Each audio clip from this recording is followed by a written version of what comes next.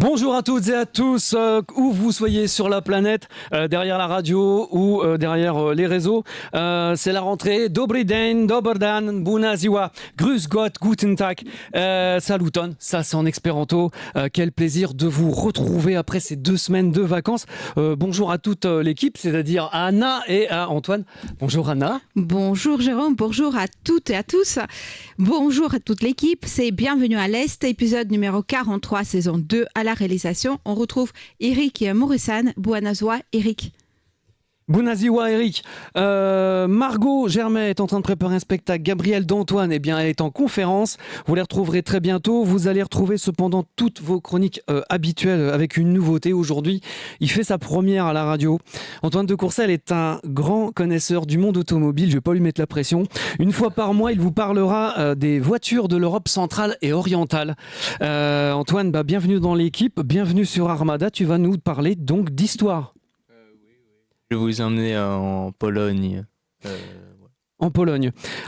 Et puis, tu vas nous parler aussi de la Škoda. Enfin, voilà, c'est de l'actu, parce qu'il va parler aussi actu.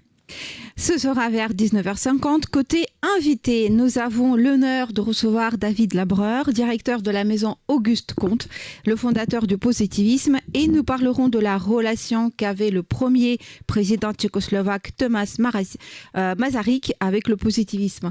Bonjour David, bienvenue sur Armada. Bonjour Anna, merci, bonjour Jérôme. Ils sont actuellement sur la scène de la Comédie Saint-Michel à Paris. Tous les jeudis, c'est à 21h. Et les samedis, à 21h30, si je ne m'abuse. 21h aussi, tous les deux. 21h30. C'est les deux, 21h30, les deux. Voilà, 21h30, dans Vaudeville, une pièce autour de Georges Feydeau, qui, comme chacun sait, était d'origine polonaise par sa mère et avait signé le magnifique Te promène donc pas toute nue. Avec nous, Ludivine Delahaye, Christophe Dess, Gérard Gransaigne et par qui tout a commencé, Amar Mostefaoui. Bienvenue à tous. Ce sera en deuxième partie d'émission. Il faut rester avec nous parce que c'est une pièce magique. En attendant, comme on dit, on soutient Georges. On salue notre photographe Elia Koltsov et Sophie, notre vidéaste et régisseur plateau. Aujourd'hui est peut-être le jour particulier pour vous. On vous souhaite un bon anniversaire si c'est le vôtre. Comme pour nos stars du jour, bon anniversaire au chanteur bulgare Aziz. Je rappelle que son tube Mratsnika est toujours sur les plateformes de téléchargement légal. Déjà 21 millions de vues en 4 mois sur YouTube. Et oui, bon anniversaire aussi à la pianiste slovaque de renommée internationale Ida Černecká, conférencière. Elle est aussi du jury de concours internationaux. Bon anniversaire aussi à la chanteuse pop hongroise Cox Souza, chevalier de la Légion d'honneur depuis 2001. Elle sera en concert à Tapolca, en Hongrie, le 20 mars prochain. Bon anniversaire aussi à l'actrice hongroise Paolo Sana.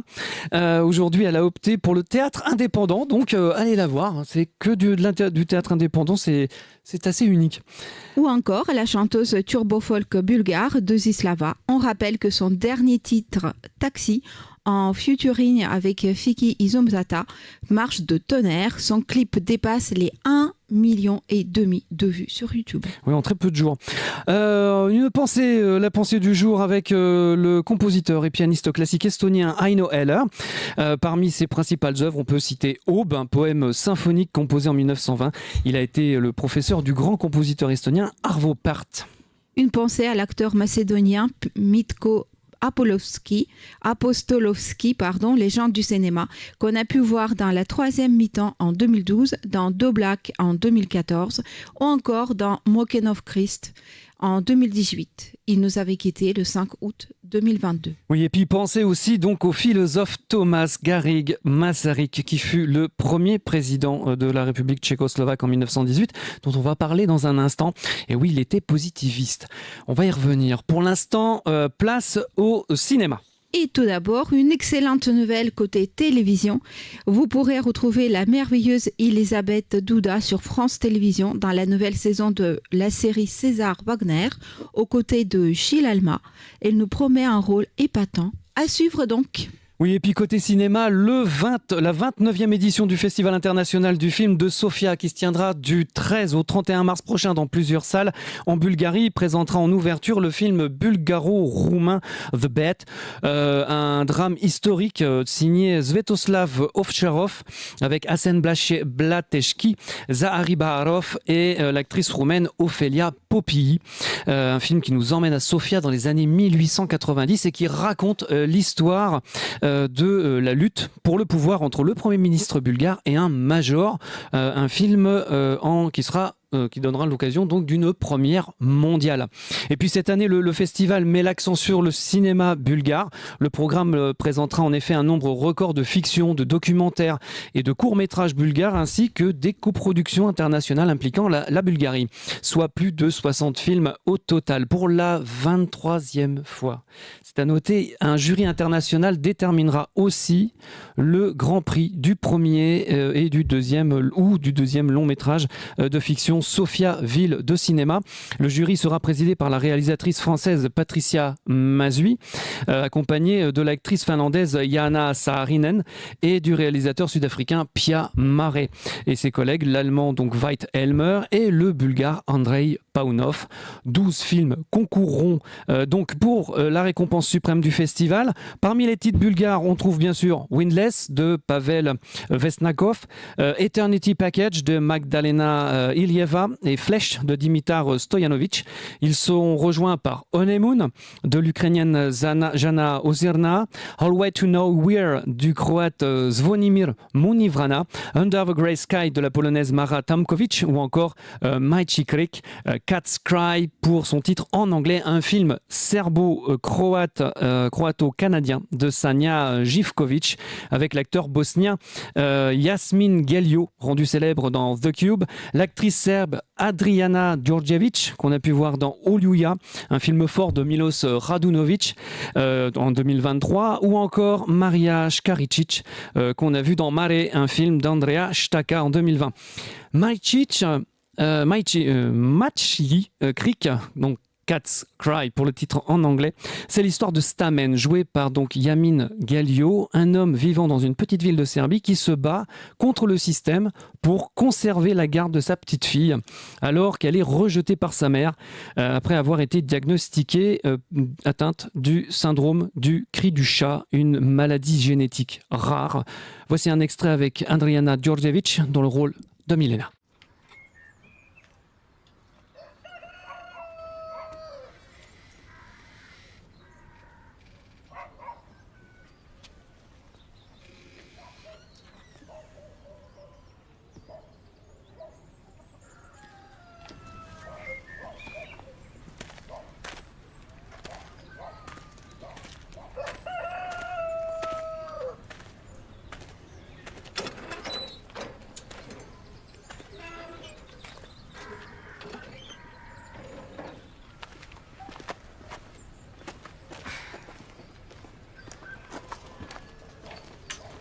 Milena, gdje ćeš ti? Žurim. Gdje žuriš tako rano u zoru? Žurim! Ali danas treba da idemo u socijalnu. Kako je socijalno? Milena, obećala si mi da ćeš da potpišeš. Nisam ništa obećala. Stani! Ne ideš ti. Alo! Ne ideš ti. Alo! Si čula? Ne ideš. Šta je s tobom? Šta hoćeš ti? Šta, izgubila si dete pa hoćeš moje? Pa dobro je to nešto tako loše. Nije loše, ali ti ne dam.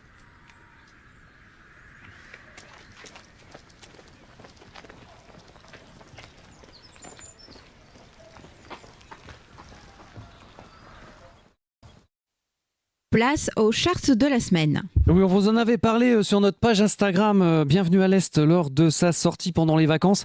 Eh bien, le nouveau clip d'Irina Rimes, Sanu Witsi Kat Te Am Iubit, fait aujourd'hui un tabac avec en 2 semaines près de 10 millions de vues sur YouTube. Le clip est très simple mais pas simpliste. Irina Rimes est assise sur un tabouret moelleux et chante dans un grand espace vide, blanc. Vous écoutez le clip, c'est un délice. On passe une deuxième, elle est grecque. Elle est mondialement connue en Pologne. Nana Mouskouri et sa chanson Guten Morgen Sonnenschein, qu'on connaît en France sous le titre de Quand tu chantes. Une chanson de 1977 est redevenue un vrai tube en Pologne puisqu'elle est en tête sur iTunes Pologne. Quand tu chantes. Mais sauf qu'elle fait Guten Morgen Sonnenschein. C'est en allemand. En Autriche, le chanteur Oimara, avec son titre Wackelkontakt, est en tête sur toutes les plateformes de téléchargement légal dans les pays germanophones, devant Drake et Lady Gaga. Avec Zartman, dont on vous a parlé avant les vacances, ils forment un duo de tête qui fonctionne. En République tchèque, Kalin, avec son titre Pistacie, est en tête sur Spotify, Apple Music et YouTube. Une chanson douce mais qui ne manque pas de rythme à découvrir si vous ne connaissez pas. Une chanson qui vous donne la pêche. Avant de retrouver notre premier invité, David Labreur, directeur de la maison Auguste Comte, pour nous parler du positivisme et de Thomas Masaryk, on va parler déjà de la fédération France-Slovaquie qui vous fait découvrir la Slovaquie comme à la maison. Il vous invite le dimanche 16 mars à 16h sur les pas des artistes graveurs slovaques à la maison de Paris. D'ailleurs, vous allez voir l'affiche. Une sortie qui sera suivie d'un verre de l'amitié au café Frappé. Pour suivre l'actualité de la FFS, une adresse, france-slovaquie.com. Elle est sur les réseaux sociaux. Tiens, pensons aux vacances. Voici quelques images de la Slovaquie. Ça, c'est l'affiche.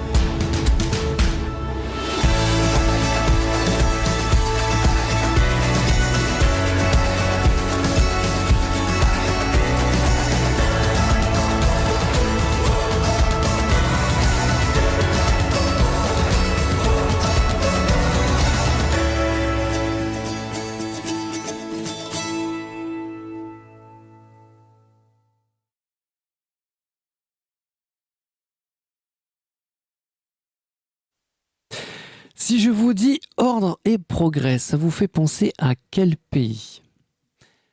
Au Brésil, bien entendu, puisque ce sont les mots qui sont écrits sur leur drapeau, sur le drapeau du Brésil. Mais connaissez-vous l'origine de cette expression ? Qu'est-ce que le positivisme ? Pourquoi le premier président de la République tchécoslovaque, Thomas Garrigue Masaryk, était positiviste ? Pour nous éclairer, David Labreur, directeur du musée et des archives de la maison d'Auguste Comte à Paris, est avec nous. Rebonjour David. C'est un réel plaisir de t'accueillir dans l'émission. Première question, qui est Auguste Comte et qu'est-ce que la maison Auguste Comte ?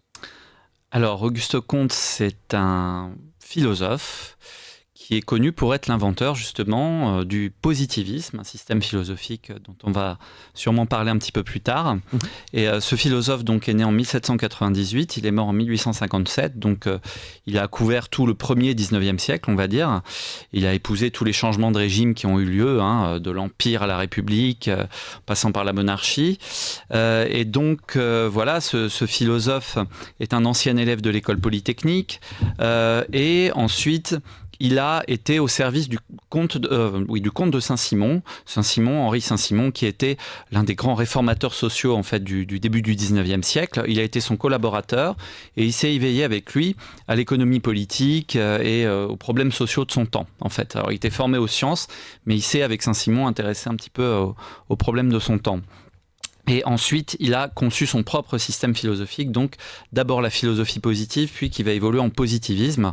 Donc il a inventé aussi une religion, enfin voilà, il a eu des disciples, enfin c'est un philosophe mais qui a une base scientifique et qui vraiment a beaucoup influencé plutôt la deuxième partie du 19e siècle, mais en tout cas, il y a une influence assez forte, en France comme à l'étranger d'ailleurs. On va revenir sur le positivisme et la maison Auguste Comte. Alors la maison Auguste Comte, c'est l'appartement dans lequel Auguste Comte a vécu de 1841 à 1857, et c'est la maison dont je m'occupe. C'est un appartement en fait qui est en plein cœur de Paris, dans le quartier de l'Odéon, rue Monsieur le Prince, au 10 rue Monsieur le Prince, et c'est l'appartement tel que Comte quasiment l'a connu, qui a été gardé ensuite par les disciples de sa philosophie, assez pieusement d'ailleurs, parce que il reste beaucoup d'objets qui ont appartenu à Comte, son intérieur est resté quasiment le même, les meubles lui ont appartenu, enfin voilà, c'est vraiment une petite capsule temporelle qui a été conservée jusqu'à nos jours et qui maintenant se visite le mardi et le mercredi après-midi de 14h à 17h et un samedi par mois, le deuxième samedi du mois.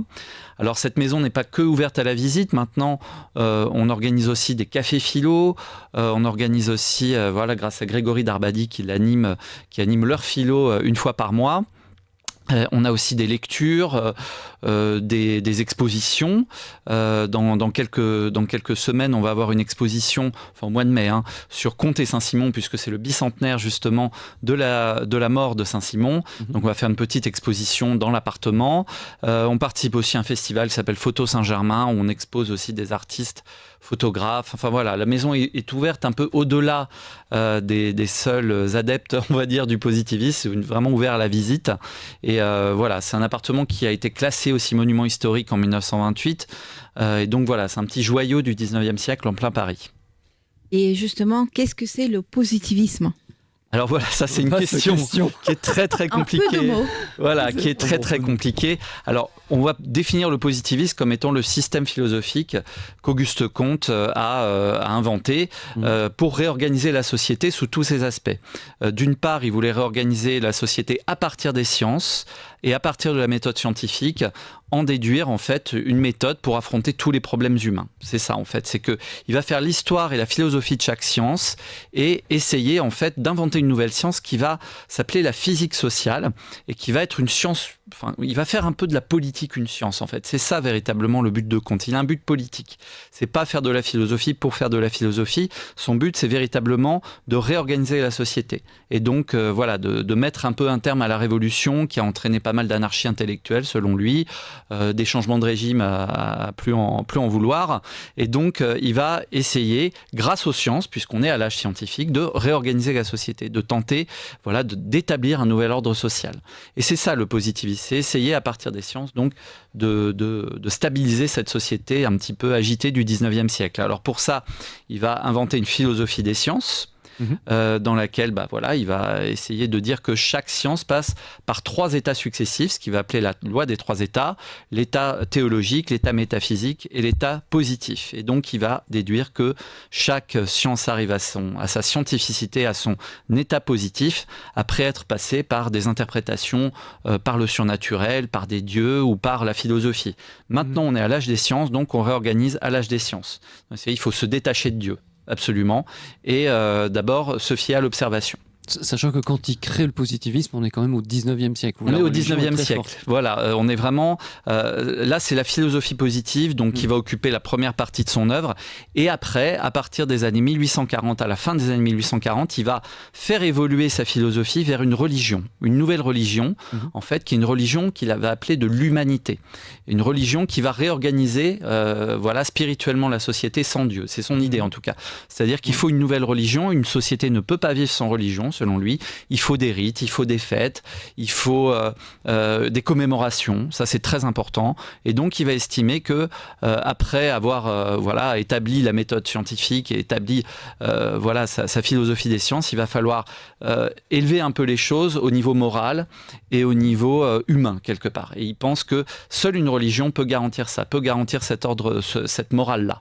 Pas un ordre moral, mais plutôt une nouvelle morale, qui va être aussi une réorganisation spirituelle à l'âge des sciences. C'est-à-dire que le catholicisme, le judaïsme, l'islam, c'est fini, quelque part. On est à l'âge des sciences, il faut une religion à l'âge des sciences. non pas une religion des sciences, c'est pas un scientisme le positivisme, pas du tout, c'est vraiment une religion de l'humanité. Et cette religion prend pour aspect un nouveau calendrier dans lequel en fait les mois sont remplacés par des grands hommes, des grandes femmes qui ont fait le progrès de l'humanité tout au cours de l'histoire. En fait, c'est vraiment un culte des morts d'une part et une religion de l'histoire, un peu quelque part. C'est-à-dire qu'on va commémorer les grands hommes qui ont fait... alors on a par exemple un mois consacré à Moïse, un mois consacré à Aristote, un mois consacré à Dante, qui était le poète préféré de Comte, un mois consacré à Descartes, enfin bon, bref. Charlemagne. Charlemagne, Bichat, le dernier mois, 13 mois de 28 jours, donc il réorganise l'année. Il y a aussi des sacrements positivistes, il va même imaginer des lieux de culte, il va faire un plan pour un temple de l'humanité dans lequel on aurait cette représentation concrète du calendrier sur les murs avec les portraits des grands hommes. Et d'ailleurs, je voudrais rebondir, aux 5 rues païennes, il y a la chapelle de l'humanité, c'est à côté de l'Institut suédois. Oui, tout à fait. Juste à côté de l'Institut suédois, en face du musée Carnavalet, on a cette chapelle positiviste qui a été conçue sur les plans de Comte. Alors Comte n'a jamais connu de temple. D'accord. Cette chapelle elle a été édifiée au début du XXe siècle par des positivistes brésiliens. Voilà, parce que le positivisme a eu pas mal d'échos au Brésil et en Angleterre, particulièrement, mais beaucoup au Brésil. Ils ont conçu des temples à Rio, là-bas. Ils ont vraiment suivi les préceptes de Comte. Et à Paris, il y a un Brésilien qui est venu et qui a... installer une chapelle au premier étage de la rue Payenne, qui était le domicile du grand amour de d'Auguste Comte, qui s'appelait Clotilde Devaux.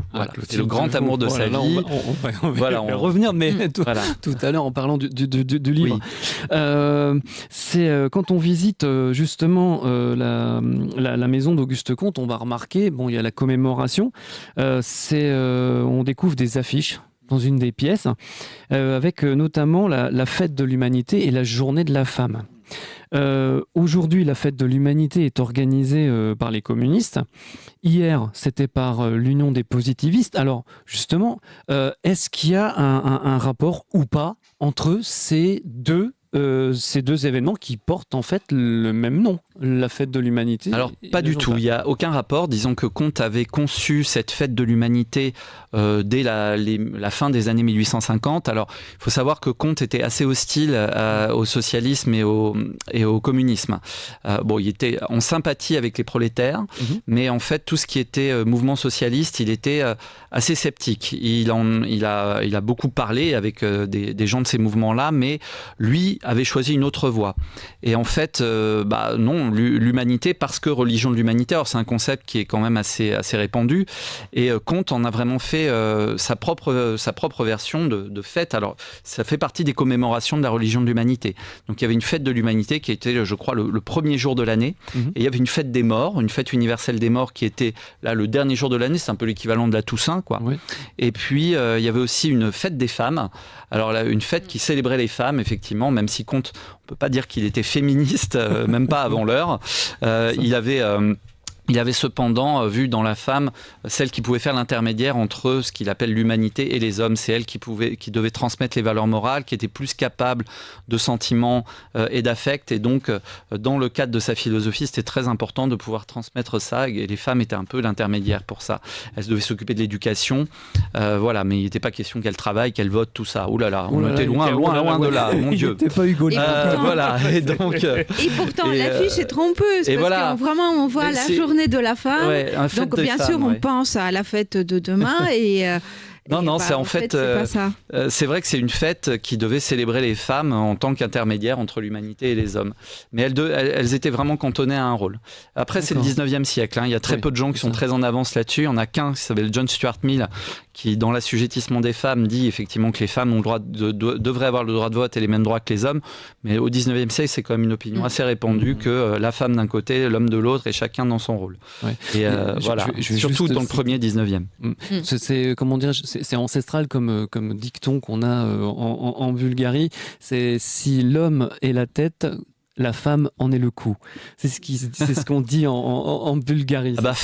Qu'on dirait la femme en est le cœur, parce que c'est vrai que parce que pour lui vraiment la femme c'est le cœur, c'est le sentiment, mais l'amour pour principe qui est quand même au-dessus de tout chez Comte. Elle ne fait pas la guerre. Non, voilà. Non. C'est ça. Non.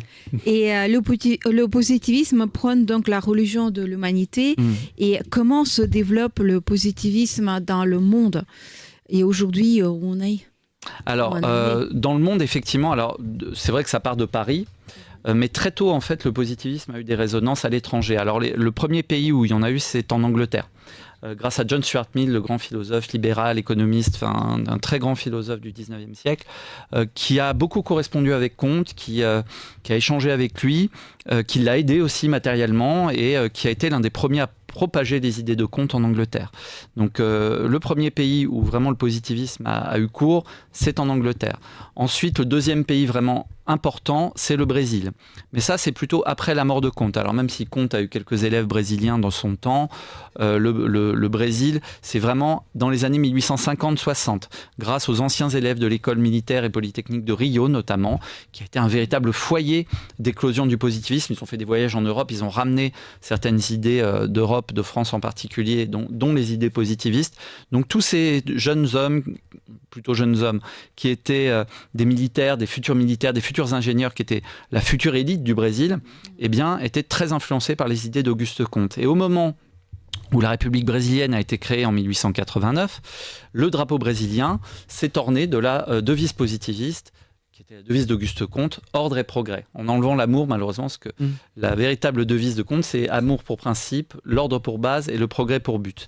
Comte l'avait réduite à ordre et progrès, c'est cette devise qui a été adaptée sur le drapeau, qui a été conçue, le drapeau actuel du Brésil d'ailleurs a été conçu par un positiviste qui s'appelait Raimundo Teixeira Mendes.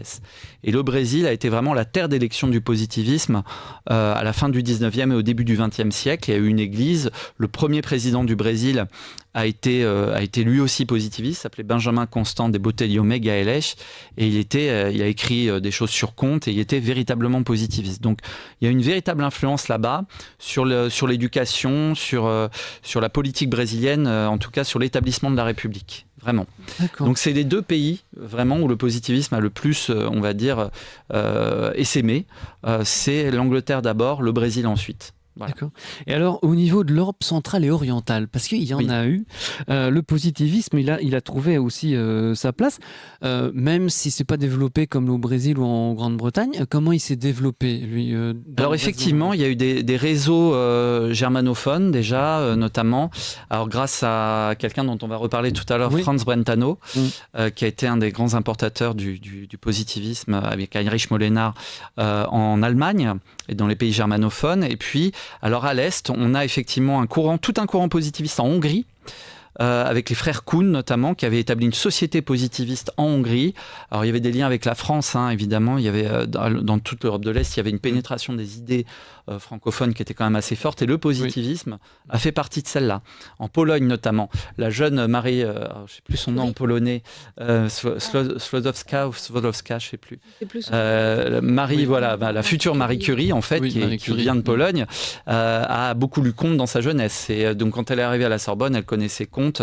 Quand elle a fait ses études à Paris, elle était pétrie de positivisme. Il y avait tout un courant de jeunes scientifiques qui étaient élevés au positivisme. Et voilà, donc dans ces deux pays, c'est très important. On trouve même des traces du positivisme en Russie. Il y a eu dans la sociologie de Soloviev notamment, mais aussi pas mal de franco-russes, de Russes qui étaient établis à Paris.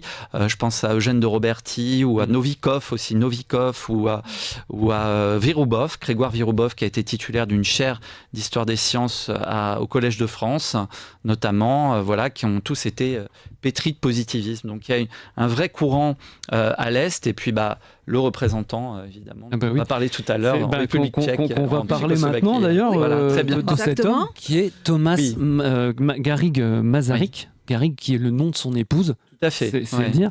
Et voir quelle relation il entretenait avec le positivisme. Alors, hier en Tchécoslovaquie, aujourd'hui en République tchèque et en Slovaquie, Thomas Garrigue Masaryk, il est connu comme étant le premier président de la République tchécoslovaque. On va voir son portrait à l'écran pour ceux qui nous suivent sur YouTube, Facebook et tout ce qui a une image. Mais il était aussi philosophe et donc positiviste. Comment il a découvert le positivisme ? Alors Masaryk, il a un parcours assez particulier en plus. Alors sa mère est d'origine allemande, tchèque-allemande.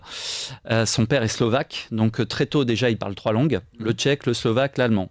Ça commence bien. Ensuite, voilà, il est envoyé à Vienne pour essayer d'être serrurier, forgeron. Enfin, voilà, parce que sa famille est assez pauvre, donc l'envoie un peu essayer d'apprendre un métier. Bon, finalement, il revient. Il va s'établir comme précepteur assez jeune, vers l'âge de 15-16 ans. Et il va apprendre d'autres langues. Il va apprendre le grec, le latin, le français, le russe. Enfin voilà, donc très jeune déjà, il développe une énorme appétence pour les langues et il a un esprit très international, très universel dès le début. Grâce à une famille assez riche, pour laquelle il est précepteur du fils, en fait, alors je crois qu'il s'appelle Le Marchand, c'était le chef de la police là-bas. Et donc voilà, il va les suivre à Vienne. En fait, parce que cette famille va s'établir à Vienne en 1869. Après, il va donc avoir son baccalauréat, fréquenter le lycée de Vienne. Alors, il était à Brno, mais il va faire le lycée de Vienne et il va entamer des études de philosophie à partir de 1872 à la faculté de Vienne, à la faculté de philosophie de Vienne. Il va avoir pour maître un grand philosophe allemand dont on a à peine esquissé le nom tout à l'heure, qui s'appelle Franz Brentano. Brentano, je crois qu'on a la photo. Voilà, qui va être son véritable maître à penser, en fait. Brentano, il est connu pour avoir essayé de faire de la psychologie une science positive, une science à part entière. Brentano, c'est un grand lecteur de contes. Il va reprendre à son compte un peu la philosophie des sciences de contes. Et en fait, voilà, Brentano va véritablement initier Masaryk, le jeune Thomas Masaryk, qui a à peine 22 ans, au positivisme d'Auguste Comte. C'est véritablement grâce à Brentano. Alors, Masaryk va passer sa thèse avec Brentano, son maître, en 1876, une thèse sur le concept d'âme chez Platon. Mais en fait, c'est véritablement... Alors, il va rencontrer Husserl aussi, ça c'est très intéressant parce qu'on pense que Masaryk est un vrai philosophe qui a initié Husserl à la philosophie. Il faut quand même le savoir, l'inventeur de la phénoménologie. C'est grâce à Masaryk qu'il découvre la philosophie et qu'il découvre Comte d'ailleurs. Dans les années 1877-78, il va à Leipzig et c'est là qu'en fait, il se rencontre et que Masaryk initie Husserl. Ensuite, en fait, il va passer sa thèse, en 1879, sa thèse d'État. C'est-à-dire, c'est l'équivalent un peu de l'habilitation à diriger des recherches maintenant, la thèse HDR, la thèse d'État, qui est un peu au-dessus du doctorat et qui lui octroie après une place de professeur, quelque part. Et donc, Masaryk va passer une thèse. Alors, j'ai plus l'intitulé de la thèse actuelle, mais sa thèse porte sur le suicide. Oui. Voilà, une thèse vraiment très intéressante parce que c'est précurseur, hein, c'est bien avant Émile Durkheim, donc c'est un travail qui est important, qui est incroyablement documenté. Alors il va se baser sur tout un tas de statistiques, de rapports de police. Et en fait, il va établir l'idée que le suicide dans les civilisations modernes est dû à l'absence de religiosité. Et il pense en fait que dans les sociétés modernes où la civilisation se développe avec le progrès scientifique, eh bien, les gens s'éloignent de la vision unitaire de la société que pouvait apporter notamment le catholicisme ou les religions monothéistes. Alors lui n'est pas croyant spécifiquement. On peut le dire agnostique, il est anticlérical, ça c'est sûr, il déteste tout ce qui est liturgique, mais on voit chez Masaryk une perpétuelle hésitation, perpétuelle tension entre la science et la religion. Mais en tout cas, voilà, cette thèse sur le suicide va vraiment être très importante parce que, eh bien, voilà, il va en déduire l'idée qu'il faudrait une religion, une nouvelle religion quelque part. Donc ça, il y a un peu de Comte là-dedans. Quelque part déjà, il va imprégner, c'est vraiment très imprégné des idées d'Auguste Comte. Alors cette première thèse, c'est assez important, mais en fait c'est vraiment dans un essai un peu ultérieur que l'influence du positivisme va se faire le plus sentir, un essai qui s'appelle Essai de logique concrète, qui va paraître en 1885, et dans lequel en fait il reprend à son compte la classification des sciences d'Auguste Comte. Alors ça, c'est très important parce que, en fait, ça va reprendre un peu des idées par rapport au suicide d'ailleurs, parce que le suicide, pour lui, c'est dû à des facteurs psychiques. Et donc, dans ce deuxième essai, il va véritablement ajouter à la classification des sciences la psychologie, que Comte a exclue. Comte exclut tout ce qui est du domaine de la psychologie. Il ne reconnaît pas la psychologie comme une science, contrairement à Brentano et contrairement à Masaryk. Oui. Masaryk voit la psychologie comme la faille en fait de la classification de Comte. Il reprend quasiment tout. Il dit qu'effectivement, il faut faire une classification des sciences. Il faut que les sciences existent pour elles-mêmes. Il faut qu'elles aient un impact après sur l'ordre social, mais il manque la psychologie. Et il ne comprend pas Comte dans le sens où il estime que cette marge des civilisations chez Comte, d'ailleurs qui est très présente dans son premier essai sur le suicide, cette marge des civilisations qui arrive en fait à l'âge moderne et qui après décroît complètement et où il y a des taux de suicide incroyables. Et donc voilà, en fait, il va reprendre ça à son compte dans son deuxième essai et il va dire que ce facteur psychologique, ce facteur psychique, c'est ce qui manque à la philosophie de Comte. C'est le grand manque de la philosophie kantienne, en fait. Et donc, cet essai est vraiment très important en cela. Et alors, il reprend Comte, mais il le détourne un petit peu en enrichissant en fait la classification des sciences. Et voilà. Donc, c'est vrai que l'influence de Comte sur la théorie de Masaryk est là très très importante. Oui. Il y a eu une assimilation en fait qui a été faite entre le positivisme, le scientisme, le matérialisme et le marxisme. Oui. Pourtant, ils sont tous très différents. Ouais. Ça a créé donc une véritable scission pour Masaryk, cette assimilation. Oui, alors ce qui est vraiment très bizarre chez Masaryk, c'est qu'il voit un moment la philosophie kantienne dans son ensemble. Il voit que Comte il voit aussi la religion de l'humanité chez Comte, il la connaît, mais quelque part, dans un nouvel essai, alors c'est un essai un petit peu ultérieur ça, où il parle du marxisme, et il parle de la philosophie marxiste surtout, et du fait que le marxisme est non pas seulement une théorie économique, mais aussi une théorie philosophique, une pensée véritablement. Et en fait, il va dire que le marxisme, en fait, c'est une forme de positivisme. Alors, ce que Marx lui-même rejette complètement, pour lui, le positivisme, il parle de Scheiße-Positivismus, donc positiviste de merde, donc il rejette Comte complètement, Marx. Mais Masaryk, lui, au contraire, va faire une assimilation entre le positivisme et le marxisme. Il va même dire que c'est grâce au positivisme que Marx va écrire le Capital et développer sa théorie. D'accord. Bon, c'est quelque chose de très bizarre parce qu'en fait, Masaryk envisage le positivisme comme un matérialisme et comme un scientisme. Ce qui n'est pas du tout le vœu de Comte. Le vœu de Comte, en fait, c'est de faire de sa philosophie quelque chose d'universel, de complet. Il y a des développements religieux. Alors, quand on voit qu'il y a des développements religieux dans sa philosophie qui même prennent le pas chez Comte à la fin, et que finalement, Marx parle de l'opium du peuple, en ce qui concerne la religion. Bon, voilà, il y a quelque chose de très surprenant. Ça peut se défendre dans le sens où, effectivement, il y a un rejet de la métaphysique chez Marx comme chez Comte, qui a un rejet de la religion catholique, et de Dieu. Et d'État. Aussi chez Comte et chez Marx. Mais ça tient pas trop la route après parce que cette assimilation marxisme-positivisme est vraiment très lointaine étant donné justement le rejet que fait Comte de la Révolution, de la lutte des classes aussi. Lui, il pense à une entente des classes et Marx, la lutte des classes. Voilà, donc il y a beaucoup de divergences quelque part. Mais c'est très important de voir à quel point Masaryk a étudié Comte, l'a interprété à sa manière et essayé de trouver des passerelles justement entre Marx, Comte, le scientisme. Alors le scientisme, c'est vraiment l'assimilation à ne pas faire parce que Comte, vraiment, c'est pas du tout une religion de la science, c'est une religion de l'humanité. La science sert de dogme à sa philosophie, mais ça a vraiment évolué vers d'autres aspects plus tard, quoi. Voilà. Mais c'est vachement intéressant. Il y a un truc, C'est un livre. Un truc. C'est livre, ça a plus de lettres. Il y a un livre qu'il va falloir que vous pouvez acheter. C'est signé donc David Labreur. Ça s'appelle Auguste Comte, Amour, Ordre et Progrès. C'est chez les éditions Calipe. Oui. Il sort la semaine prochaine. Exactement. Il sort la semaine prochaine dans les librairies. Le 13 mars. C'est une biographie. Elle raconte la vie tourmentée d'Auguste Comte. Ce philosophe, et on l'a vu, pétri de contradictions, mais personnalité attachante, passionné, visionnaire. Et il disait qu'irrémédiablement, les vivants sont de plus en plus gouvernés par les morts. Comment expliquer cette phrase ? Alors voilà, ça reprend un tout petit peu ce que j'ai dit tout à l'heure, mais je vais l'expliciter. C'est vrai qu'il dit, les morts gouvernent les vivants, pour résumer.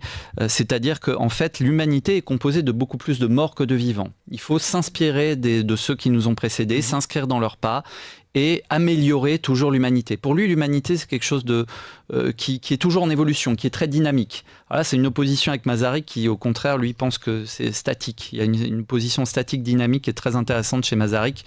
Lui, il prône plutôt la statique et contre la dynamique. Comte voit toujours l'humanité comme quelque chose qui s'améliore. Pour Masaryk, non, il y a des ruptures, il y a des... Voilà, il y a des choses, et c'est pour ça qu'après il va être il va anticiper les fascismes et les nazismes à venir. Il a été très précurseur là-dessus, Masaryk. Mais Comte, non, il voit toujours l'humanité qui s'améliore. Il y a une vision très optimiste finalement du devenir humain. Et donc les morts gouvernent les vivants. On peut voir ça comme quelque chose de morbide de première abord, mais au contraire, le passé nourrit le présent et va enrichir le futur quelque part. On s'inscrit dans les pas de ceux qui nous ont précédés. On essaie d'éviter les erreurs. Il y a quand même un âge d'or pour Comte qui est le Moyen Âge, où justement on avait cette vision là aussi unitaire de la société, le catholicisme d'un côté et puis le pouvoir temporel féodal de l'autre. Et ça, Masaryk aussi approuve beaucoup cette époque-là du Moyen-Âge qui est très importante pour lui. Un point commun entre Masaryk et Comte. Et voilà, donc le passé, il faut s'en souvenir, il faut retenir ce qui a été bien, voilà, dans chaque époque, et essayer de faire en sorte que la nouvelle époque assimile tout ça, mais s'améliore constamment. Ne refasse pas les mêmes erreurs qu'auparavant. Exactement. Et c'est ça qui est intéressant. Et c'est un culte des morts en plus. C'est ça qui est intéressant, c'est que les morts, il y a vraiment cette fête des morts, les grands hommes. Enfin voilà, on est vraiment sur quelque chose qui est très très lié aux morts et dans un hommage aux morts assez perpétuel. Par exemple, le grand amour de Comte, Clotilde de Vaux, faisait l'objet d'un culte. C'est-à-dire qu'il lui parlait. Alors, c'était pas du spiritisme, on n'en était pas là contre rejeter ça, mais il relisait ses lettres très pieusement. Voilà, les morts ont un rôle très très important dans la philosophie de Comte. Et on en revient beaucoup dans ce livre qui s'appelle donc Auguste Comte, Amour, ordre et progrès. On parle de Clotilde de Vaux, on revient aussi sur son influence, entre autres sur Napoléon III, ses premières scissions, et puis ce que représente Auguste Comte aujourd'hui au XXIe siècle et dans le monde. Merci beaucoup, David. On parlerait des heures du positivisme. Merci à vous de m'avoir invité. Et donc, allez voir la maison Auguste Comte, c'est au 10 rue Monsieur le Prince, à côté de l'Odéon. Et donc, ce livre, Auguste Comte, Amour, ordre et progrès, aux éditions Calip, à partir du 13 mars prochain, dans toutes les bonnes librairies. Et en vrai, et puis sur Internet aussi. Vivement la semaine prochaine. Très bonne littérature. Bien sûr. Merci beaucoup, David. Merci à vous deux. Et nous passons à l'agenda de la semaine. Et oui, si vous êtes du côté de Nancy, en Meurthe-et-Moselle, l'Institut polonais vous invite à un concert symphonique intitulé Amslav le jeudi 13 et vendredi 14 mars à 20h à la salle Poirel. Ce concert donné à l'occasion de la présidence polonaise du Conseil de l'Union européenne vous embarquera en musique avec l'Orchestre de l'Opéra national de Lorraine sous la direction de la chef Marta Gardolinska avec le violoniste Janusz Wawrowski, au programme Irina Aleksichuk, Grażyna Paszewicz ou encore Antonin Dvorak qu'on ne présente plus. L'Institut culturel romain à Paris vous invite dès aujourd'hui à l'exposition en plein air intitulée Brancusi au Musée national d'art de Roumanie qui rassemble des photographies documentaires sur les murs des jardins de l'hôtel de Bergue à l'ambassade de Roumanie en France, 24 avenue Bosquet à Paris dans le 7e. Le Forum culturel autrichien, bien lui, il vous invite à l'exposition de Bernhard Bouwman, Echoes in the Machinery, à la galerie Paris B au 62 rue de Turbigo à Paris. À travers une série inédite, l'artiste autrichien explore comment la technologie, la communication numérique et les relations sociales transforment nos perceptions et nos identités. Ça rejoint un peu ce qu'on disait tout à l'heure avec David Labroix. Je suis allé la voir hier soir. Franchement, c'est très fort. Allez-y. Bientôt, il aura l'oreille sur notre page Instagram. Voilà. Alors, l'Institut culturel bulgare vous invite à l'exposition En vol de la peintre et sculptrice Marguerite Tsanev. C'est un monsieur. C'est un monsieur parce que j'ai appris ça hier. C'est Marguerite, c'est un monsieur. Marguerite, oui. Alors, disparu très tôt, à l'âge de 24 ans. Il y a plus de 40 œuvres rarement exposées à l'Institut culturel bulgare au 28 rue de la Boétie à Paris dans le 8e. Et cette exposition comprend des tableaux précoces du peintre comme les paysages à l'aquarelle réalisés lors de ses pratiques scolaires à Sofia Milnik, Koprivčica et Teteven. Une exposition dirigée par Madame Olympia Nikolova Daniel en Italie et pareil, c'est un enchantement. C'est un enchantement. Et puis enfin, le Goethe-Institut qui vous invite le mardi 11 mars à 19h à une soirée rencontre littéraire avec l'auteur allemand Ulrich Guttmayer pour son livre Wir sind die Türken von morgen. Nous sommes les Turcs de demain, publié chez Sachbuch. Au début des années 1980, la nouvelle vague allemande Neue Deutsche Welle a mis en ébullition l'Allemagne de l'Ouest. Elle s'est opposée à la promotion de l'identité nationale qui a connu à nouveau une forte progression en RFA à cette époque. Dans ce tournant de la culture pop, les enfants de migrants et de travailleurs immigrés ont joué un rôle important, pourtant longtemps méconnu. Ulrich Guttmayer y a consacré son nouveau livre Wir sind die Türken von morgen, qui montre aussi leur importance pour l'évolution des mentalités dans la société. Il lira des extraits donc de ce livre dans cette soirée, mais également quelques-uns de ces nous fera écouter aussi des morceaux de punk allemand et de punk français. Les inscriptions sont donc auprès du Goethe-Institut qui se trouve donc 17 avenue d'Iéna. À noter que le Goethe-Institut accueillera la prochaine nuit de la littérature. Passons à la fête. Aujourd'hui, on vous amène dans toute l'Europe. Le 7 mars prochain, aujourd'hui, c'est en Albanie, on fête les professeurs. C'est Ditiae Mesusit. Elle commémore l'ouverture de la première école en langue albanaise à Korça, ville multiethnique de vignerons en 1867. Elle sera bientôt suivie en 1891 par l'ouverture de la première école de filles d'Albanie. Avant, il n'y avait que des écoles turques ou grecques, puisque l'enseignement de la langue albanaise était strictement interdit et se faisait en secret en famille, comme une sorte d'acte de résistance. La création des écoles en langue albanaise était un acte militant de la part d'intellectuels luttant pour la reconnaissance de la culture albanaise. Demain, le 8 mars, on célèbre la fête des mères en Albanie, toujours. On met en avant la valeur de la maternité avec des traditions telles que l'offrande de fleurs, de cadeaux, ainsi que des réunions familiales pour honorer les mères et réfléchir sur leur rôle essentiel dans la société.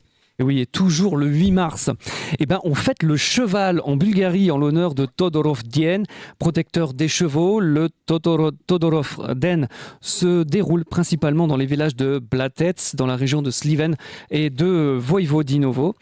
Pour l'occasion, une course de chevaux est organisée, localement connue sous le nom de Kočia ou Domier. Les chevaux sont brossés, décorés tout pour la journée. Le vainqueur de la course, il a l'honneur de faire un tour dans le village qui organise cette course pour souhaiter une bonne fête à la population. Et puis plus tard, tout le monde se réunit dans sa maison. Une belle fête. Pour cette journée de festivité, les habitants préparent des pains spéciaux appelés kravaï en forme de fer à cheval, de sabots ou encore de petits cheval qu'ils distribuent ensuite aux voisins. Selon la tradition bulgare, à la réception de ces pains, il faut dire donc que les chevaux soient en bonne santé et qu'ils se reproduisent. Demain également, c'est la journée internationale des femmes dans toute l'Europe, en Allemagne, Biélorussie, Hongrie, Lettonie, Moldavie, Pologne, Roumanie, Russie, Ukraine, Albanie, etc. On offre des fleurs, des cadeaux, on fait vraiment la fête. Et pourquoi la journée internationale de la femme est-elle célébrée le 8 mars ? En 1910, la socialiste allemande Clara Zetkin a proposé l'idée d'une journée internationale pour reconnaître les luttes et les réalisations des femmes lors de la conférence internationale des femmes socialistes. L'année suivante, la première journée internationale de la femme a été célébrée dans plusieurs pays européens, dont l'Autriche, le Danemark, l'Allemagne et la Suisse. Aux États-Unis, une célébration similaire a eu lieu le 28 février 1909, organisée par le Parti socialiste d'Amérique. Et la date du 8 mars a pris de l'importance après que les femmes russes ont organisé une manifestation de masse ce jour-là en 1917 pour réclamer du pain et la paix. Un événement qui a contribué à la révolution russe, évidemment. 4 jours seulement après la grève, le tsar a été contraint d'abdiquer et le gouvernement provisoire a accordé le droit de vote aux femmes. Selon le calendrier julien utilisé à l'époque en Russie, la grève des femmes a débuté le 23 février. Au fil du temps, le 8 mars a été adopté au niveau mondial et en 1975, les Nations Unies l'ont officiellement reconnu comme la Journée internationale de la femme. Eh oui, la journée de la femme. Le 9 mars, dimanche, les Roumains célèbrent la journée commémorant les prisonniers politiques de la dictature communiste. Cette journée a été instaurée pour rendre hommage aux victimes de la répression politique durant le régime de Ceausescu. Les événements de cette journée incluent généralement des cérémonies commémoratives, des discours et des réflexions sur l'impact de la dictature sur la société roumaine. La journée de l'hymne national en Ukraine, célébrée le 10 mars, coïncide avec l'anniversaire de la mort de Taras Shevchenko, poète national et symbole de la résistance ukrainienne. Cette journée rend hommage à son héritage littéraire et patriotique et elle est marquée par divers événements à travers tout le pays. L'hymne, basé sur un poème de Pavlo Choubinsky, est chanté lors des manifestations publiques. Pendant les concerts, les activités culturelles, les Ukrainiens se réunissent pour lire les poèmes de Taras Shevchenko et chanter des chants patriotiques. Cette journée est l'occasion de rappeler le rôle crucial du poète dans la formation de la conscience nationale ukrainienne et son engagement pour la liberté du pays tout au long du 19e siècle. En Lituanie, enfin, le 11 mars, c'est le jour de la restauration de l'indépendance de la Lituanie. Ils commémorent le soir du 11 mars 1990, quand à 22h44, le Soviet suprême de la Lituanie a adopté l'acte de rétablissement de l'État indépendant de Lituanie. Le Soviet, devenu diète reconstituante, proclama donc le retour en vigueur de la Constitution de 1938, en restaurant ainsi la continuité de la souveraineté de la Lituanie, interrompue par 50 ans d'occupation soviétique. Et dans un instant, la météo, le journal et nos invités. La compagnie théâtrale Kilomètre 28 pour leur pièce Vaudeville à la Comédie Saint-Michel à Paris. Et pour l'instant, prenons la route avec Antoine. Bonjour Antoine. Bonjour à toutes et à tous. Pour cette première de Prenons la route, je vais vous emmener en Pologne pour vous raconter l'histoire de la marque FSO. Mais tout d'abord, commençons par une actualité. Škoda a présenté le 2 octobre 2024 leur nouveau SUV 100% électrique, le Škoda Elroq. Ce SUV possède une autonomie avec la batterie à 77 kWh qui peut aller jusqu'à 579 km. Il sera vendu à partir de 33 000 € en France hors subvention et possède un nouveau design moderne solide qu'ils vont décliner sur toute leur gamme 100% électrique. Les premières livraisons seront prévues au début de ce mois de mars 2025. Au début du mois de mars 2025. Merci pour cette info Antoine. Et maintenant, tu vas donc nous plonger dans l'histoire de la marque FSO.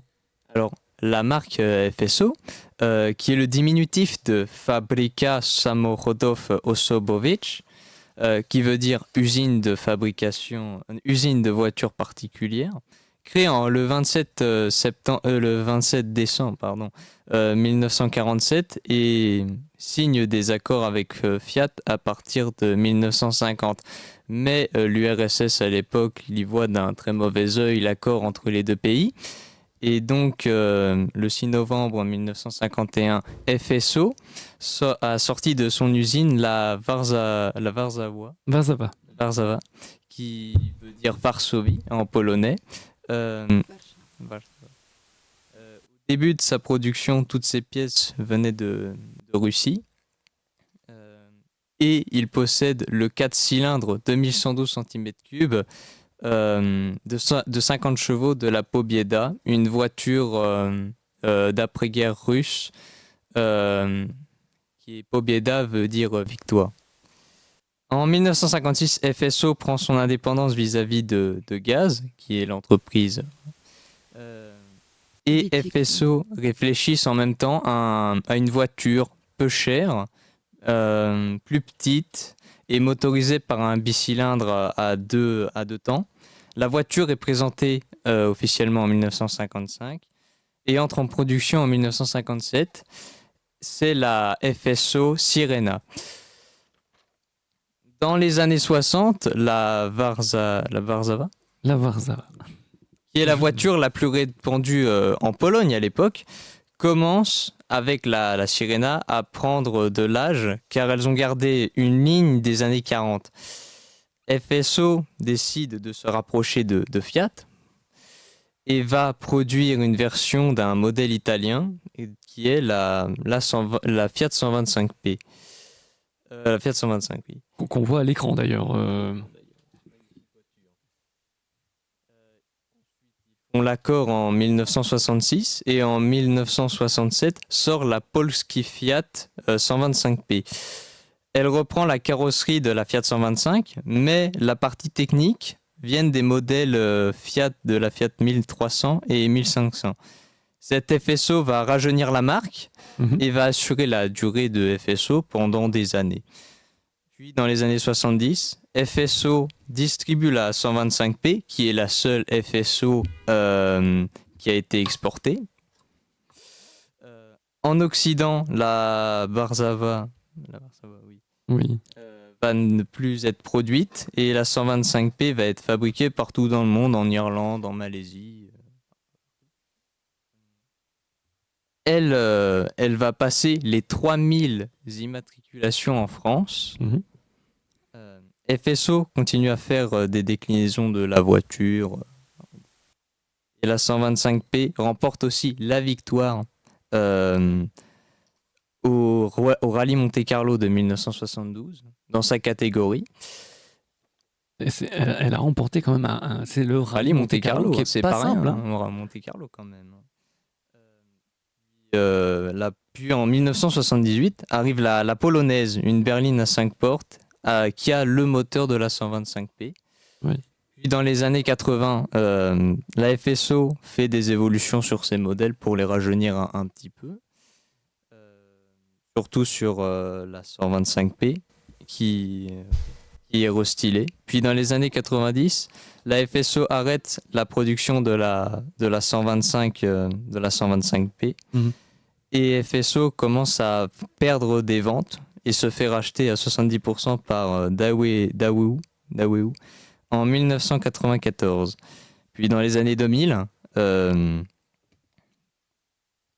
Ça, c'est les anciens modèles les anciens, ouais. les anciens modèles de FSO sont menacés par Daewoo et par la Lanos et vont être renommés Daewoo FSO à partir de 2000. La polonaise arrête sa production. La polonaise arrête sa position. Ouais, la En 2002. POLONZ, hein, pour ceux qui ne connaissent pas la marque. Arrête sa production en 2002. Oui.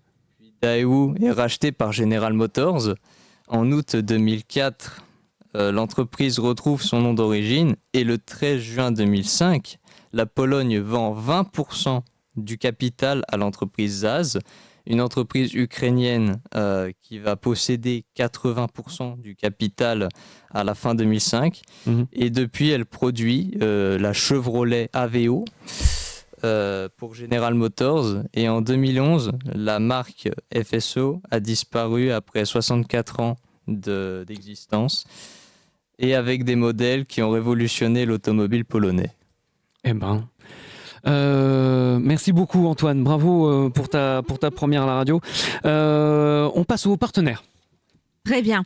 Donc, notre premier partenaire, l'ACI, Atelier de transformation, est une association qui prend soin de votre image. Les formations sont dispensées aux étudiants des établissements supérieurs ou pour les chefs d'entreprise et les cadres. Et l'association organise aussi les événements autour de la mode, du style et des arts. Et le prochain événement, ce serait le 15 mai. Et ce sera un show burlesque avec un défilé de créateurs internationaux de la musique et de la danse. Vivez les enchantements avec l'ACI.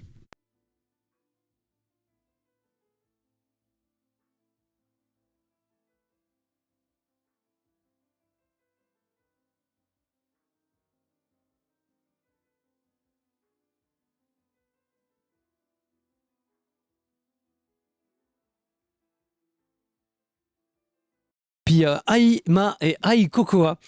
Si vous préférez prendre des vacances inoubliables dans un endroit paradisiaque au milieu des montagnes, à skier dans un spa, dans une piscine, un jacuzzi, buvant du champagne dans une ambiance de fête, tout en vous plongeant dans les traditions, je vais arrêter de parler. Place aux images.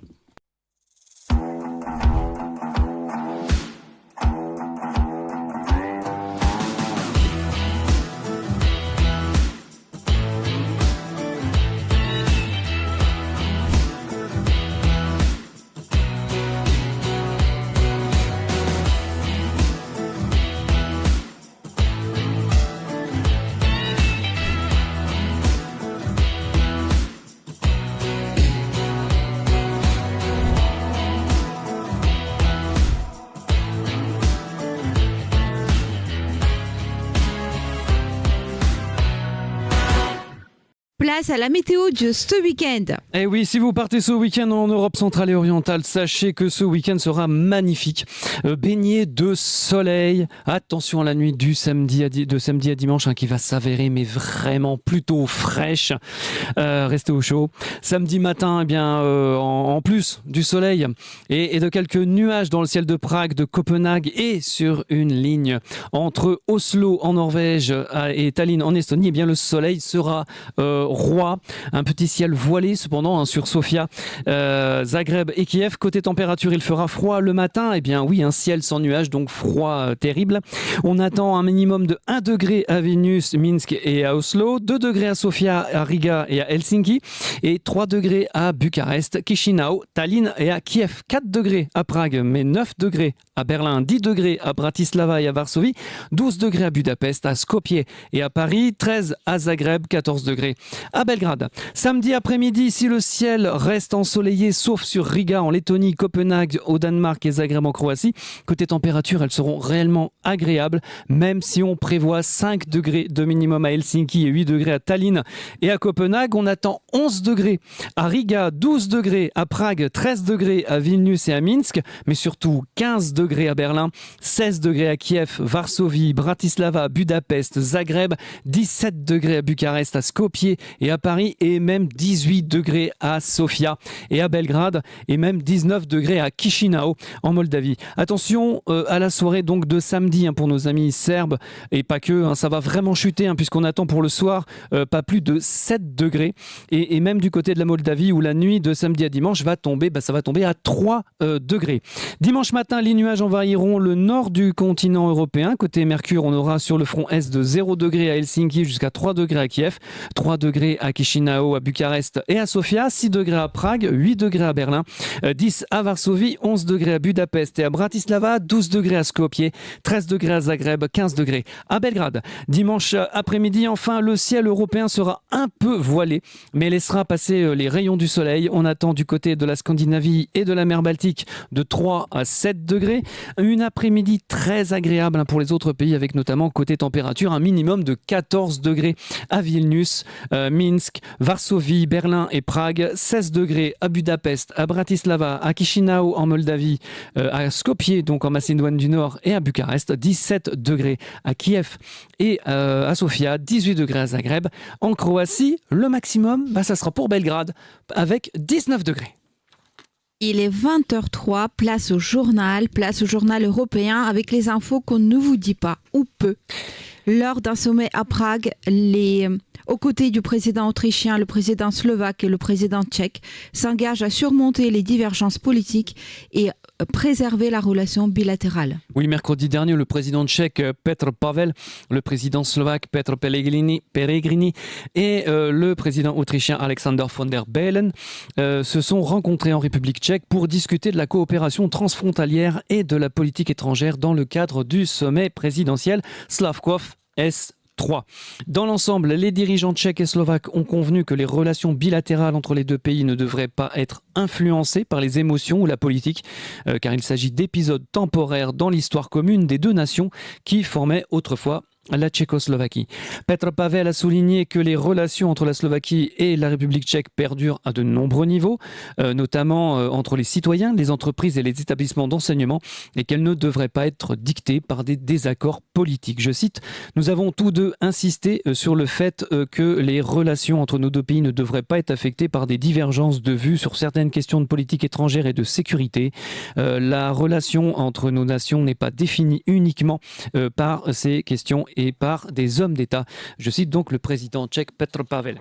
À cet égard, Petr Pellegrini a demandé à Petr Pavel d'intervenir au sujet de l'image négative de la Slovaquie dans les médias tchèques, en citant les émissions télévisées, les couvertures de magazines, les débats publics et même les spectacles de stand-up.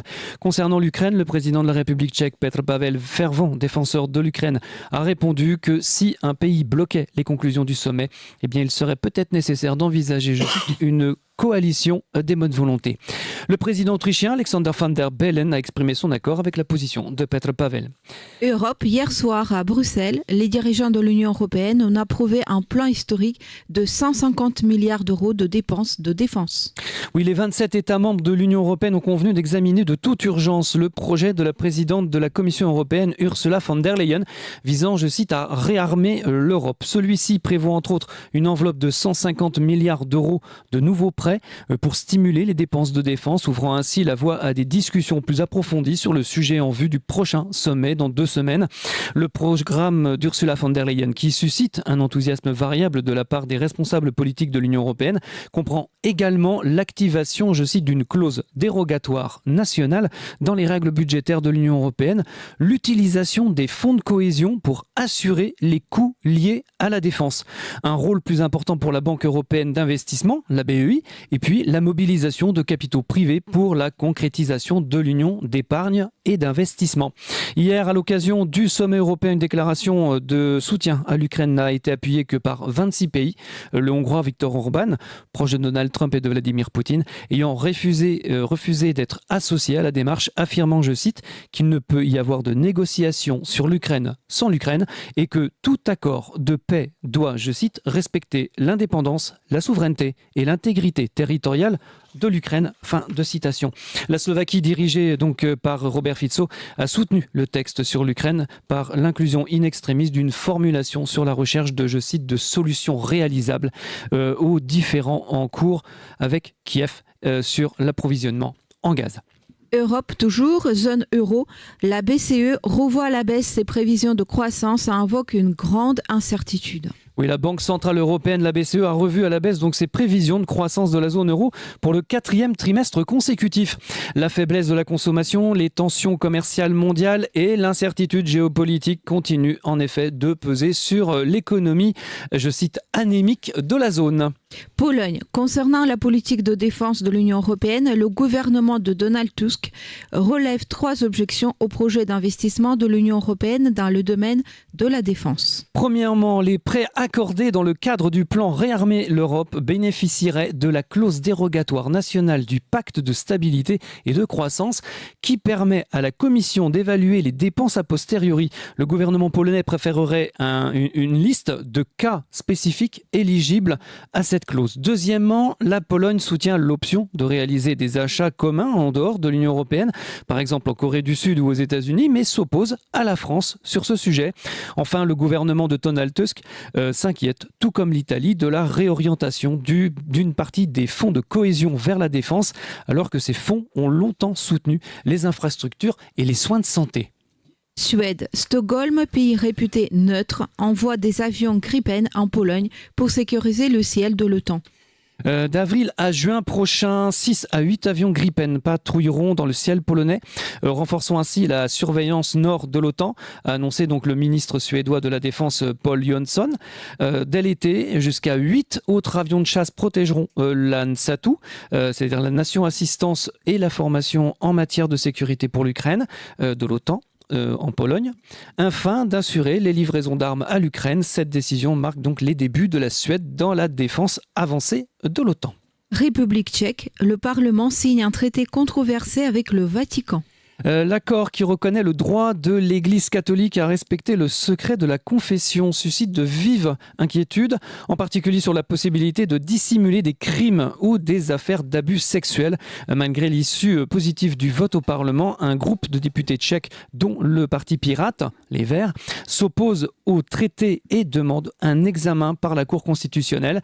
Les détracteurs avertissent que la formulation vague des travailleurs pastoraux pourrait permettre à l'Église de définir ceux qui sont liés par le secret. Le ministre de la Justice, Pavel Blažek, s'est voulu rassurant en indiquant que l'accord conclu avec le Vatican n'accorde pas d'immunité absolue. Le traité doit encore être ratifié par le président tchèque Petr Pavel, qui souhaite attendre la décision de la Cour constitutionnelle. S'il est ratifié, la République tchèque rejoindra les 64 autres pays qui ont fait un traité avec le Vatican.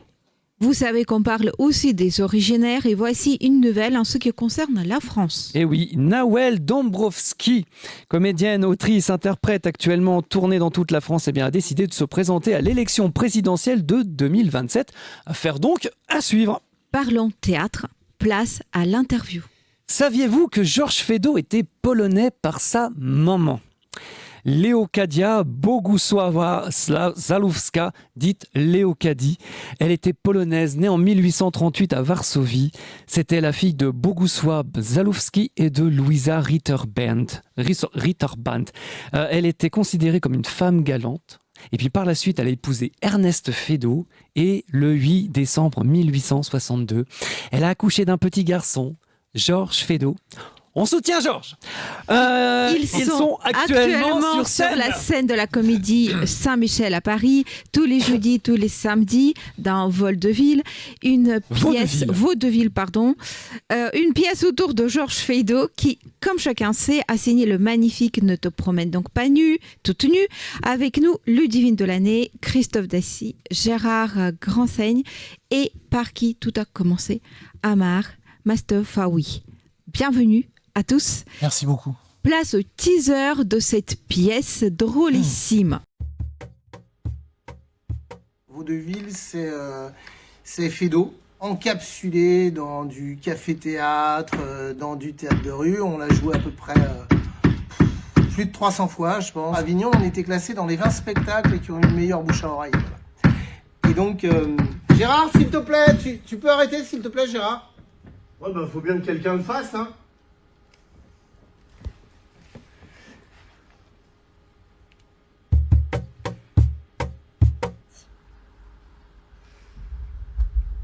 Oui, c'est vrai qu'il a été dit dans la presse que la troupe était brillante. Mais c'est pas que grâce à moi. Je veux dire, il y a toute une équipe derrière, il y a pas de gingembre. Amar Mustafaoui, je suis le metteur en scène de Vaudeville. J'ai eu la chance cette année... Amar Oui. Amar, excuse-moi. Je me suis dit, comme on joue le 25 décembre et le 1er janvier, là ce serait super cool si j'arrive avec la guirlande, quoi. Non. Le concept, moi j'ai rien contre a priori. Pas de, je vais la retirer. Oui, non, on peut en parler.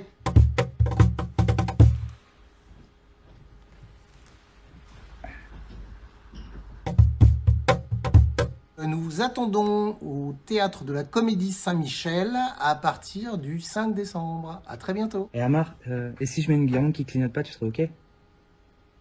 Non.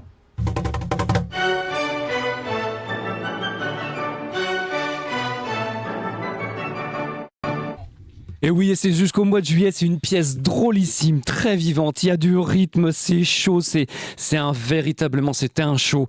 Le comique de situation s'enchaîne, ce vaudeville, c'est décoiffant, il est moderne.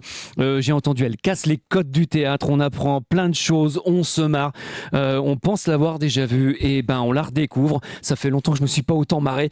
Elle a dépoté au dernier festival d'Avignon, inutile de me donner un chèque, hein, je dis toujours ce que je pense. Première question. Amar Mustafaoui, oui. Pourquoi cette pièce? Comment elle est née? C'est un bijou, franchement. Comment elle a fait? Comment elle est Ça née? fait plaisir. Alors déjà, merci. Merci pour tout ça. Merci de nous accueillir. Alors cette pièce, elle est née un peu... Ça a été un peu particulier. C'est-à-dire que moi, cette pièce, je l'avais jouée il y a quelques années, il y a beaucoup d'années, on va dire. Mais je l'avais joué, c'était du Feydeau, quoi. On jouait du Feydeau, on jouait Mente Point non pas tout nu, ça marchait très très bien.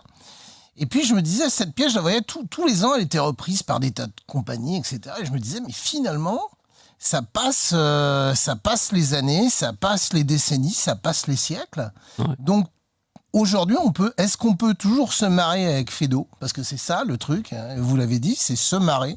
Alors est-ce qu'on peut toujours se marrer avec Feydeau, mais en encapsulant le spectacle dans quelque chose de très moderne ? Et c'est là où on parle, en effet, je ne sais plus qui était venu nous voir, enfin... La presse avait dit qu'on explosait les codes du théâtre. Et pourquoi ? Parce que le public s'attend à voir un spectacle classique, et même te promène non pas toute nue de Feydeau. Et finalement, on ne sait plus à un moment si le spectacle est dans la salle, si le spectacle est sur scène. On ne sait pas quand la pièce commence, on ne sait pas vraiment quand ça finit. Et donc l'idée, c'est de plonger les gens, de plonger les spectateurs dans une ambiance plus que dans une pièce. Et Feydeau s'y prête complètement. C'est-à-dire qu'on a des spectateurs, on a des spectateurs qui sont venus nous voir, qui ont 8-9 ans. Ouais. Et les gamins adorent.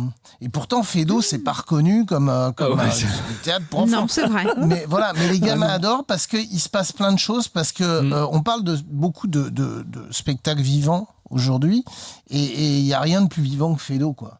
Pour moi, Feydeau, c'est le Molière du 19e siècle. Donc voilà, on est là, on est en plein justement, on est en plein fin du 19e siècle. Alors faut quand même se rappeler, juste pour dire un mot sur la modernité de Feydeau, on parlait tout à l'heure de la place de la femme au 19e siècle, c'était pas forcément simple. Et là, si on prend Mente Point non pas toute nue, en gros, je schématise volontairement, mais en gros, c'est l'histoire d'une femme qui va balader par le bout du nez 3 mecs pendant 1 heure, quoi. C'est-à-dire, elle en fait ce qu'elle en veut, et les autres sont totalement dépassés par la situation, et ils passent leur temps à courir derrière pour essayer de comprendre et essayer de se mettre à niveau. Et en plus, ça se passe dans un milieu très bourgeois, puisqu'il s'agit d'un député et d'un maire. Ouais. Et donc, on casse... Lui, par contre, a cassé complètement les codes de la société. Et aujourd'hui, alors, il y a plusieurs niveaux de lecture, mais aujourd'hui, ce qu'on joue là, c'est quelque chose qui, pour moi, il avait 2 siècles d'avance, quoi. C'est clair. Donc voilà. Et est-ce qu'on peut dire que cette pièce, justement, c'est au-delà de la comédie, est-ce que c'est une pièce qui parle de la liberté de la femme, de la liberté d'expression ? Ah bah je pense que ça... Alors oui, tout à fait. Ça parle de la liberté de la femme, et ça parle de la liberté tout court. C'est-à-dire qu'il joue avec... Quand je dis ça me fait penser un peu à Molière, pour moi, le Feydeau, c'est le Molière du 19e. C'est ça, c'est-à-dire que Molière se moquait et cassait les codes à l'époque, et Feydeau a fait la même chose. C'est-à-dire qu'il faut quand même se reprojeter fin du 19e, enfin tout début du 20e, puisque ça a été écrit en 1911. Je veux dire, il y a quand même des choses très installées, etc. Et là, d'un seul coup, on a une femme qui dit d'une part ce qu'elle pense, et que voilà, alors elle dit plus que ce qu'elle pense, même, c'est-à-dire qu'elle n'a pas de limite, elle n'a aucun filtre, et les hommes qui sont autour essaient de lui mettre des filtres, mais ça ne marche pas. Et c'est un peu, et c'est très drôle parce que c'est un peu à double tranchant, c'est-à-dire qu'à la fois ils essaient de lui mettre des filtres, mais à la fois ce qui fait qu'elle opère tout son charme sur la jante masculine, c'est parce que justement elle n'a pas ses codes. Voilà, et c'est ça qui est très très intéressant. Et tout ça, c'est précurseur de ce qu'on a vécu dans les années 50, dans les années 60, et de ce qu'on vit aujourd'hui. Je trouve ça super intéressant. Ouais, c'est vachement moderne. Et alors, moi j'ai remarqué, seule la musique, elle est d'époque, parce que c'est Offenbach, quoique. Il y a une chanson, faut aller voir la pièce pour la découvrir. On revient donc en 1898, on est sous la présidence de Félix Faure, qui a laissé cette épitaphe célèbre. Il a toujours rêvé d'être César, il n'aura jamais été que Pompée. Ouais, c'est ça. C'est ça. On revient aussi, et c'est là que je me dis qu'après à côté, tu vois, j'ai mon fils. On revient aussi sur la vie donc de Feydeau. On apprend vraiment plein de choses sur Georges Feydeau. On soutient Georges. Et même au niveau du théâtre, on va y revenir. Le théâtre sert aussi à s'instruire dans cette pièce. Et moi, j'adore ça. Pourquoi avoir voulu confié des choses concernant Feydeau dans cette pièce, dans cet encapsulement de ne te mettre donc pas toute nue. Pour moi, ça faisait partie de l'histoire. C'est-à-dire que voir Feydeau aujourd'hui sans savoir exactement d'où ça vient, où ça va et comment c'est venu, c'est rater un peu quelque chose. Ouais. Je veux dire, quand on parle de Molière, par exemple, je prends toujours Molière parce que moi, si tu nous entends, c'est notre copain. Non, mais c'est notre grand copain, Molière. Et quand on monte des spectacles de Molière, tout le monde connaît à peu près l'histoire de Molière, etc. Oui. etc. Feydeau, c'est pas tout à fait la même chose. Et ce qui est important plus que l'histoire de Feydeau, c'est justement de situer le contexte. C'est-à-dire que, par exemple, on parlait, je crois qu'on en parle, puisqu'on fait une petite introduction, Christophe et moi, avant la pièce. On parlait justement de ce qui se passait dans les théâtres à l'époque. Quand on dit qu'à cette époque, les gens se tapaient dessus parce que les femmes ne voulaient pas enlever leur chapeau au théâtre et que bien évidemment les gens qui étaient derrière ne voyaient rien. Surtout que les chapeaux. Voilà, absolument gigantesques. Ça prenait 3 places, c'est clair. Non, mais ça permet de resituer justement les choses. Et si les gens se tapaient dessus, c'est parce que les femmes ne voulaient pas enlever leur chapeau. Pourquoi elles ne voulaient pas enlever leur chapeau? Parce qu'une femme ne se promenait pas en cheveux, comme on disait à l'époque. Donc enfin, tout ça, c'est partie des codes. Mais surtout, pour mettre ce chapeau, il fallait passer du temps. Il fallait mettre de grandes aiguilles à chapeau pour les mettre. Donc, pour les enlever, c'est pas si facile. Et pour les enlever, c'était très compliqué. Donc, elles allaient au théâtre avec leur chapeau. Et il y a une loi, en effet, qui est parue. La ville de Paris a fait paraître une loi disant que le port des chapeaux était interdit dans les salles de spectacle. On est quand même dans des choses comme ça. Et ça, quand on resitue tout ça, donc on n'est pas sur de la grande histoire. On est sur des anecdotes, mais des anecdotes qui démontre ce qu'était la vie à l'époque, comment la société fonctionnait. Et donc, quand nous, ensuite, on attaque Feydeau et quand ensuite on joue Mais ne te promène donc pas toute nue, ça permet aux gens d'avoir une vision un petit peu différente de la manière de se projeter de manière un petit peu différente plutôt que de voir juste une pièce qui est drôle. Ah ouais, c'est ça qui est bien. C'est dans cette pièce, en fait, elle est unique parce que même on dit toujours le 4e mur est brisé. Moi, je dirais même le 5e mur, il est brisé. Et le théâtre est brisé. Il y a plus rien. C'est un champ de ruines et nous, on est au milieu avec le public. Voilà. C'est ça qui est génial, c'est que, moi, je dis, le 4e mur.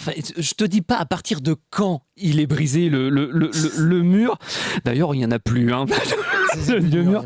Le public fait partie de la pièce. Et ça, on l'a dit, il participe. Il faut savoir que c'est le public qui finit le décor.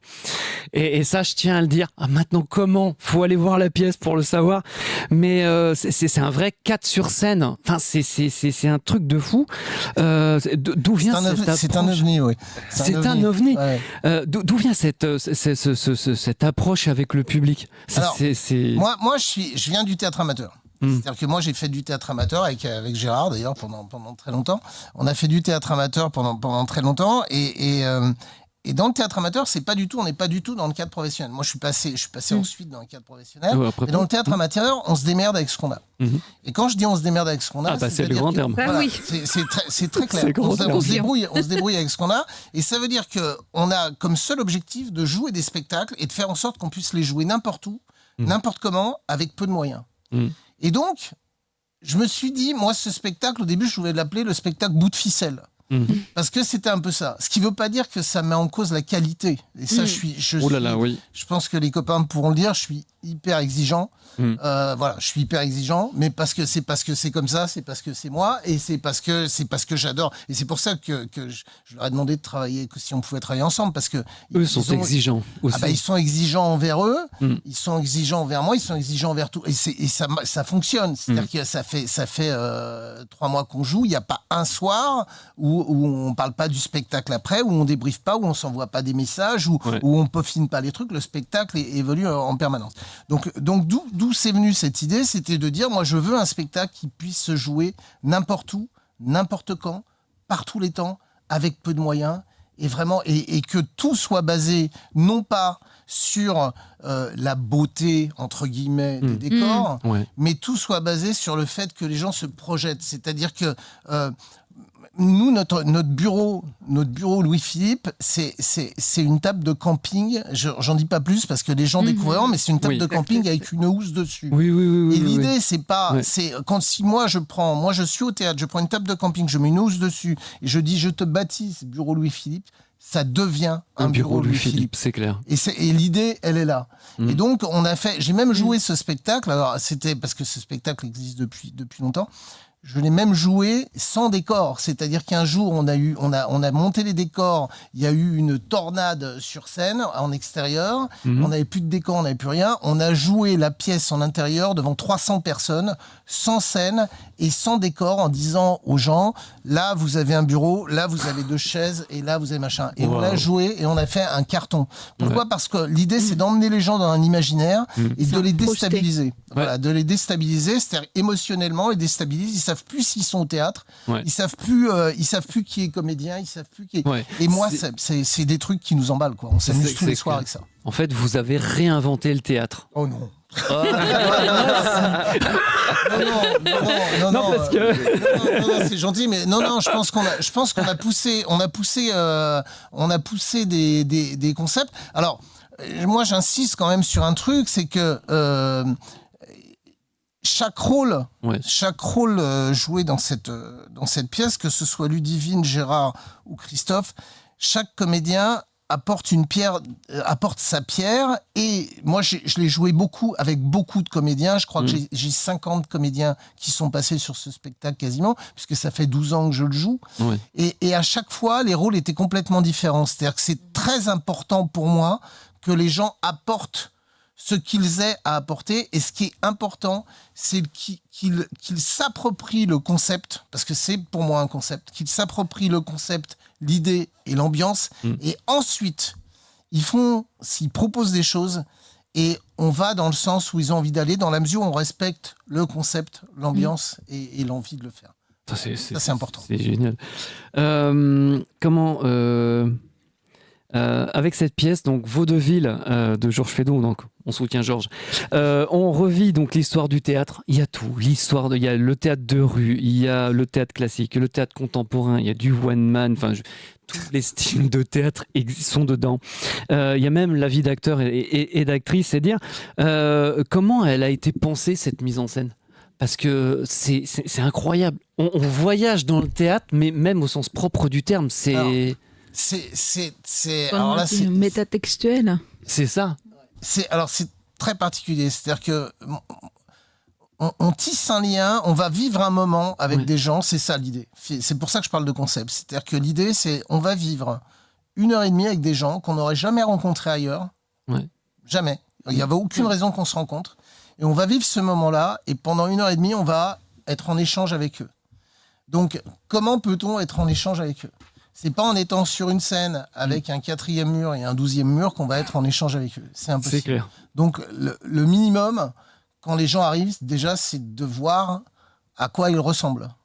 Eux, ils voient à quoi on ressemble. Quand vous rentrez dans une salle, dans un théâtre, vous voyez à quoi ressemblent les comédiens. Les comédiens ne voient pas à quoi ressemble le public. Exact. Je trouve hyper important que nous, comédiens, quand les gens arrivent, on voit à quoi ils ressemblent. Ouais. C'est-à-dire qu'on voit des gens qui sont là pour s'amuser, on voit des gens qui sont venus parce qu'on les a tirés par la manche, on voit etc.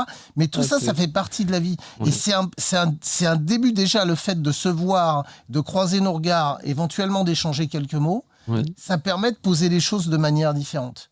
Et ça permet de dire, on va partager un moment ensemble, donc allons-y. Et tout est permis. Quand je dis tout est permis, ça nous est arrivé, alors pas encore aujourd'hui à la Comédie Saint-Michel, mais ça m'est arrivé de finir la pièce avec le public sur scène et nous dans la salle. Tout est possible. C'est génial. Et on ne sait pas trop comment ça va se passer, et c'est pas grave. C'est juste le bonheur de ça. Et je pense que les gens aiment ça, parce qu'ils sortent du cadre. On sort du cadre et on les emmène en dehors d'un cadre qu'ils avaient imaginé, parce qu'en plus Feydeau, ça peut paraître très classique, etc. C'est normé, normalisé, normé, etc. Et on n'est pas dans ce schéma-là. On oublie ça. Mais par contre, j'insiste sur le fait qu'on joue du Feydeau dans le texte. Oui. C'est-à-dire que techniquement, c'est extrêmement difficile de jouer Feydeau. Moi, j'avais une longueur d'avance parce que ça faisait un moment que je jouais.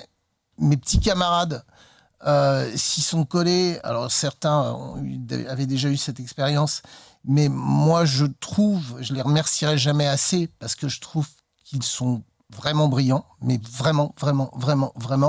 Et on est exactement dans la couleur que j'attendais, c'est-à-dire quand on déconne, mais si on dit on joue Feydeau dans le texte, On joue Feydeau. on joue Feydeau et on joue Ouais. pas autre chose. Ouais. Et ça, c'est capital. Et ce qui fait que ça contribue encore un peu à la déstabilisation positive du public, Oui. qui fait que les gens peuvent s'attendre à voir un truc approximatif sur du Feydeau. Ils ont un truc, et là je parle pas pour moi, je parle pour eux, ils ont un truc qui est hyper carré, qui est voilà, c'est au cordeau, c'est une leçon de Feydeau. Et par contre, on est capable à côté de ça de partir complètement en déconnade et de revenir 4 secondes après pour rejouer du Feydeau. Et ça, c'est hyper important. Et c'est pour nous à la fois un exercice de style, parce que tous les soirs, alors j'aime pas ce terme se mettre en danger, c'est pas ça se mettre en danger, surtout dans les conditions Non, aujourd'hui, bah, c'est des conneries, ça se mettre en danger. Mais en tout cas, on se déstabilise mentalement et on oublie un petit peu ce qu'on a appris dans les cours de théâtre, les machins, etc. Mais pour pouvoir donner ça et pour pouvoir recevoir également ce que nous donne le public, parce que les gens nous parlent. Des fois, les Exactement. gens nous parlent. Ouais, Donc, tout à fait. bon, C'est du spectacle vivant. Et en l'occurrence, donc Ludivine Delahaye qui joue Madame Ventroux. C'est une dame complètement folle. Oui, non, c'est vrai, elle est géniale. On se demande si on a bien envie qu'elle s'habille. C'est de Laurent Barthes. Clémenceau est tellement heureux de la voir, enfin c'est incroyable. Comment on construit rapidement, parce qu'il va falloir rendre l'antenne, comment on construit ce personnage divin? Eh ben, on le construit avec un texte, parce que Ouais. Feydeau a écrit ça de Génialement, façon parce très que- précise. Et c'est du bonheur de jouer un texte de Feydeau, parce que tous les soirs, on trouve des choses différentes, on redécouvre le texte. Et puis, il y a la vision du metteur en scène, comme l'a précisé Amar. Et après, eh bien, il y a, une fois qu'on a le texte, une fois qu'on a compris justement le concept de la mise en scène et où on doit aller, mais après, il y a s'amuser. Il y a s'amuser avec ses partenaires, parce que en fonction de ce que chacun donne chaque soir, on découvre d'autres choses aussi. C'est pour ça, comme disait Amar, on en parle. S'il y a des choses qui fonctionnent, on les garde. D'autres qui fonctionnent pas, on les change. Et la beauté de Feydeau, c'est, je pense qu'il peut y avoir 50, 100, 150 versions de Clarisse, parce que justement, il a cette intelligence de texte-là, où il y a beaucoup d'entre-lignes, il y a beaucoup de compréhension possible, et à pouvoir apporter un petit bout de soi dans ce texte, bah, c'est vraiment jouissif à jouer. C'est clair. Amar Moussefaoui, il est metteur en scène, il jouait ce monsieur Ventroux, hein, c'est le mari, voilà, qui lui aimerait bien beaucoup voir sa femme habillée. Bon, il craint que toute la société découvre sa femme en sous-vêtements. Ça fait vraiment partie du personnage. C'est un peu le sérieux, quoi. Enfin, on dirait Oui, mais ça. Quoi qu'il est drôle, hein.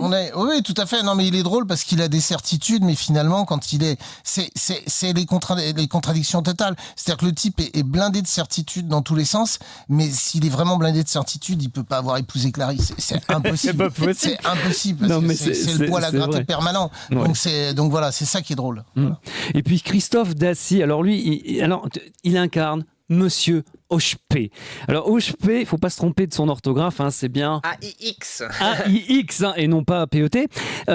Il m'a rappelé, mais Honoré, la légende de Honoré Daumier, c'est une métamorphose. C'est un personnage atypique, à la fois un peu timide, mais qui aimerait bien. Enfin, c'est incroyable. Il y a des fois, on se demande, mais c'est magique. On a l'impression que, moi, je t'ai déjà vu jouer dans d'autres pièces. Tu te transformes là. C'est incroyable. Merci, c'est gentil. C'est grâce à Marc qui nous a très bien dirigés, avec qui on a très bien travaillé. Ça a été un plaisir de travailler avec lui, j'en profite pour lui dire. Et Attends, voilà. tu pars pas ce soir. Non, je pars pas ce soir. En fait, on part tous ce soir, on voulait te le dire. C'est pour ça qu'on vous a mis de ce côté-là de la table. Mais comme tu me ramènes en voiture, du coup. Non, mais c'est vrai, c'est ça en plus. On va finir par le plus grand, du moins les plus grands, parce qu'en fait ils sont deux, peut-être même trois. Enfin, pour les découvrir, il faut aller voir donc la pièce Vaudeville à la Comédie Saint-Michel à Paris. Je veux parler de Gérard Gransaigne avec Victor. Et ce Victor, c'est une pépite. Il est hyper moderne, il est très fédo, il est très vaudevillesque au sens noble du terme. Comment on arrive à incarner cette cerise sur le gâteau? Parce que franchement, il bouge tout le temps. Il apparaît, il disparaît, mais à chaque fois qu'il apparaît, c'est de la magie. Et on sait dans l'écriture de Feydeau comment c'est, mais comment on fait? Parce qu'il est très moderne. On suit les conseils du metteur en scène. Ça aide beaucoup. Il te ramène aussi. Ça aide beaucoup. Allez, il te ramène. Je suis dans la même voiture. Oui, c'est vrai que c'est un personnage un peu dissipé, on va dire. Donc, voilà, je peux pas en dire trop. Non, faut pas trop en dire. Parce que si on dévoile les choses. Franchement, allez les voir. C'est vraiment très bien. Merci donc à la compagnie, Kilomètre Merci 28. à vous, merci vraiment. Merci pour cette pièce Vaudeville tous les jeudis et samedis à 21h30. À la Comédie Saint-Michel, 95 boulevard Saint-Michel. Je dirais bienvenue dans le monde du théâtre. On se tient. Eh ben. Merci encore à nos invités d'avoir accepté notre invitation. Merci beaucoup David Labreur pour nous avoir éclairé sur le positivisme et la relation du président Thomas Garrigue Masaryk sur le positivisme. Je rappelle le livre. Il faut avoir Auguste Comte, Amour, Ordre et Progrès aux éditions Calip qui sort dans toutes les bonnes librairies la semaine prochaine, le 13. Merci à la compagnie Kilomètre 28 avec Ludivine, Christophe, Gérard et bien sûr Amar. Donc, encore une fois, tous les jeudis, tous les samedis à 21h30, la Comédie Saint-Michel, 95 boulevard Saint-Michel, Paris, RER, Luxembourg. Et la pièce Vaudeville. La semaine prochaine, dans Bienvenue à l'Est, on parlera poésie avec Sylvia Mayerska pour son recueil Blanc-Seing, paru chez Gallimard. On va aussi, tiens d'ailleurs, je te passe le bouquin, le livre, très très bon, je l'ai déjà lu, donc maintenant il faut que ce soit toi. C'est, comment dirais-je, on va vous emmener aussi en Pologne avec l'Institut polonais de Paris.